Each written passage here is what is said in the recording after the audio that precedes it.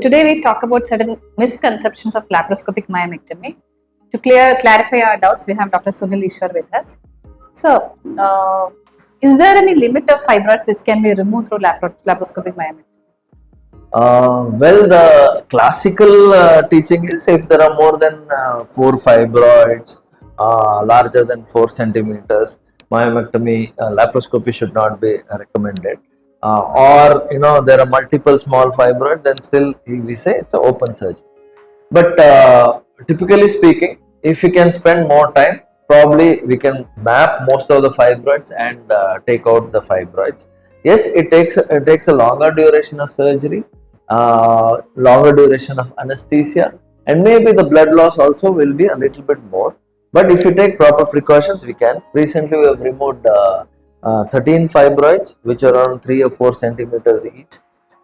We also make sure that we follow certain steps to like uterine artery ligation, use of vasopressin to make sure, and also we give hypotensive anesthesia so that the amount of bleeding is less. Though the duration of surgery can be a bit longer. Yes, you need to counsel the patient to tell that okay, this is the number which we can take out. Sometimes we may have to leave behind certain fibroids if the bleeding is significant, or do a conversion to open lap. People say that if the size of the fibroid is more than 20 weeks size, we should go for an open myomectomy. Is that true? That is also a misconception because we've done up to 36 weeks also. Yes, it depends on the location and the type of fibroid. Ideally speaking, anything more than 28 weeks is a difficult surgery to do, but we can still do a laparoscopic myomectomy. Two things here to be worried. One is the amount of bleeding again, and most of the time when we do a myomectomy, we advise for what is called as in-bag morcellation. But in this case, we will have to think about doing what is called as mini lap and retrieving the specimen so that the spillage doesn't happen inside the abdominal cavity. Size of the uterus is actually not a major indication for not doing laparoscopy. Yes. So, following a laparoscopic myomectomy, is the recurrences faster compared to open myomectomy? People do say that the chance of recurrence of myomas following laparoscopy is more than the open surgery. It is also actually a misconception. I'll tell you why. See, when we are doing a laparoscopic surgery, we do not have a tactile sensation. That means we are not really feeling it. Is by seeing and we're doing it.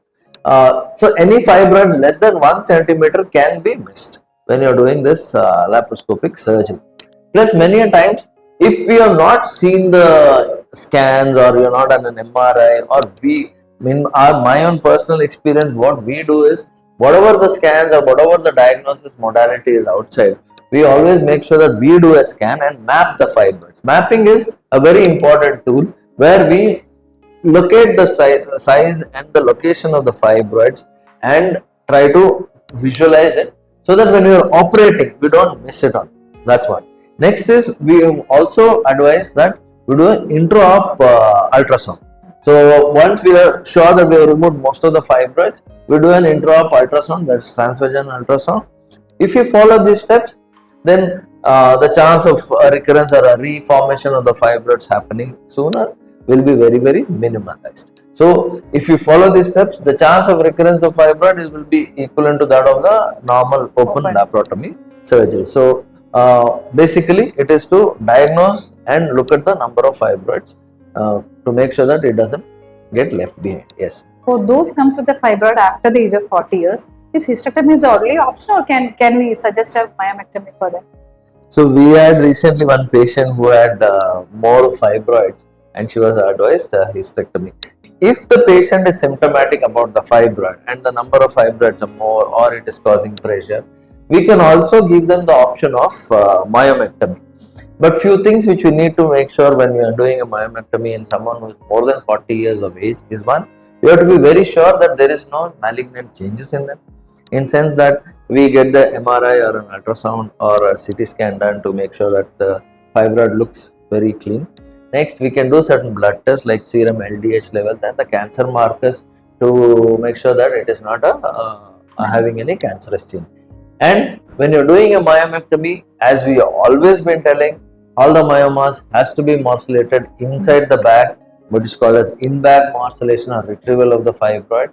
Then in these cases, we have to be very sure that we do an in-bag morcellation. Even if the number of fibroids are more, one by one we can keep on putting into the bag and removing, because if there is any cancerous change in this fibroid and we have done an open morcellation, then the spread can happen and the upgrading of the cancer happens. So yes, even at the age of 40, or even if the patient comes at the age of 50 and she is desirous to maintain her uterus due to any personal reason or any reason whatever suits her, we should give her the option of undergoing what is called a laparoscopic myomectomy, which is also a very safe and effective treatment option. So these were few misconceptions. As I said, the size of the uterus not really matters. Number of fibroids really doesn't matter. Removal of the uterus is not the only option when you are having a fibroid uterus. So please make sure that you undergo a thorough examination and a counseling before you choose the right option.